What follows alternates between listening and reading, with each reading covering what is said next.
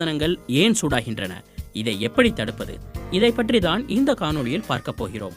பொதுவாக அதிக வெப்பத்தில் நாம் வேகமாக வேலை செய்ய திணறுவது போலவேதான் மொபைல் போன்களுக்கு உள்ளே இருக்கும் ப்ராசஸர்களும். ப்ராசஸர் என்பது மொபைல் போன்களுக்கு உள்ளிருக்கும் ஒரு சிப். போனின் முக்கியமான செயல்பாடுகளை இதுதான் இயக்குகிறது. மின்னணு சாதனங்களின் இயங்க வைக்கும் உள்பாகங்கள் அவற்றின் செயல்பாட்டின் மூலமே வெப்பத்தை உண்டாக்குகின்றன என்கிறார் இங்கிலாந்தில் உள்ள லீட்ஸ் பெக்கெட் பல்கலைக்கழகத்தின் மின்னணு பொறியியல் பேராசிரியரான ராஸ் வியாட் மில்லிங்டன். இந்த சிப்புகள் சூடாகும் போது மேலும் சூடாவதை தடுக்கும் வகையில் மொபைல் இயங்கும் வேகத்தை குறைத்து விடுகிறது என்கிறார். மின்னணு சாதனங்கள் பொதுவாக 35 டிகிரி செல்சியஸ் வெப்பத்தில் இயங்குமாறு வடிவமைக்கப்பட்டிருக்கின்றன என்கிறார் பேராசிரியை ராஸ். பேட்டரிகள் ஆற்றலை சேமித்து வைக்கின்றன.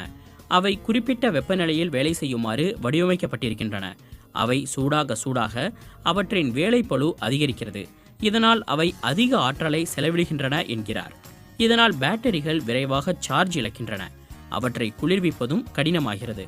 அதேபோல நாம் வெளியே சூரிய வெளிச்சத்தில் இருக்கும்போது நமது மொபைல் திரைகளின் வெளிச்சத்தை கூட்டுகிறோம். இதுவும் பேட்டரிகளின் செயல்பாட்டை பாதிக்கலாம் என்கிறார்.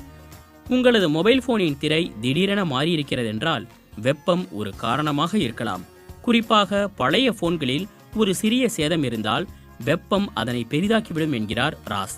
அதேபோல நாம் மொபைல் திரைகளை பாதுகாக்க பயன்படுத்தும் டெம்பர்டு கிளாஸ் கவர்கள் உள்ளே அதிக வெப்பத்தை தேக்கி வைக்கின்றன என்கிறார் அவர்.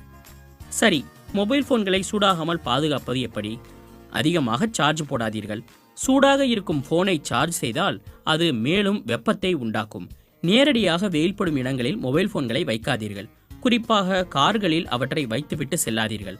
முடிந்த அளவுக்கு அவற்றை நிழலில் வையுங்கள். முடிந்தால் ஒரு ஃபேனுக்கு கீழே வையுங்கள். அப்படி வைக்கும்போது உள்ளேயும் வெளியேயும் அதை கவரிலிருந்து வெளியே எடுத்து வையுங்கள். அதேபோல அவ்வப்போது உங்களது போனில் தேவையற்ற செயலிகளை நிறுத்திவிடுங்கள். உதாரணமாக, நீங்கள் ஜிபிஎஸ் பயன்படுத்தவில்லை எனில், வேறேதாவது செயலியை பயன்படுத்தவில்லை எனில் அவற்றையெல்லாம் நிறுத்திவிடுங்கள். ஏனெனில் குறைவான செயலிகளை பயன்படுத்தினால் குறைவான ஆற்றலை பயன்படுத்துகிறீர்கள். அதனால் உங்களது மொபைல் போன் குறைவான வெப்பத்தையே உண்டாக்கும் என்கிறார் ராஸ். மேலும் கூடுமான வரையில் லோ பவர் மோடை உபயோகிங்கள். எவ்வளவு குறைவான ஆற்றலை பயன்படுத்துகிறீர்களோ உங்களது மொபைல் அவ்வளவு நலமாக இருக்கும். உங்களது மொபைல் சூடாகி திணறிக் கொண்டிருக்கிறதென்றால் அதனை சில நிமிடங்கள் ஆஃப் செய்துவிட்டு அதன் வெப்பம் குறைந்ததும் ஆன் செய்யுங்கள். போன் மிகவும் சூடாகிவிட்டதெனில் அதனை ஃப்ரிட்ஜிலேயோ ஐஸ் கட்டிகளிலேயோ வைக்காதீர்கள். அது கண்டிப்பாக உதவாது. சட்டென மாறும் வெப்பநிலைகள் போன்களுக்கு மிகவும் ஆபத்தானது. ஐஸ் கட்டியிலிருந்து வரும் நீர் போனில் தேங்கும் அபாயமும் உள்ளது. போன்களுக்குள் அதிக வெப்பத்தை தடுக்கும் வழிமுறை உள்ளது. அதுவே அவை சேதமடைவதை தடுக்கும் என்கிறார் ராஸ். இவை போன்ற மிக முக்கிய தகவல்கள், செய்திகள் அனைத்தையும் உடனுக்குடன் அறிந்து கொள்ள எம்மோடு இணைந்து கொள்ளுங்கள்.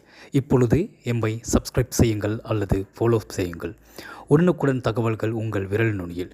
இந்த காணொளியில் நீங்கள் பலன் பெற்றது போல மற்றவர்களும் பலன் பெற உங்களுடைய உறவினர்கள், நண்பர்கள் அனைவருக்கும் இந்த காணொளியை பகிருங்கள். மீண்டும் மற்றொரு காணொளியில் நாம் இணைந்து கொள்வோம். நன்றி, வணக்கம்.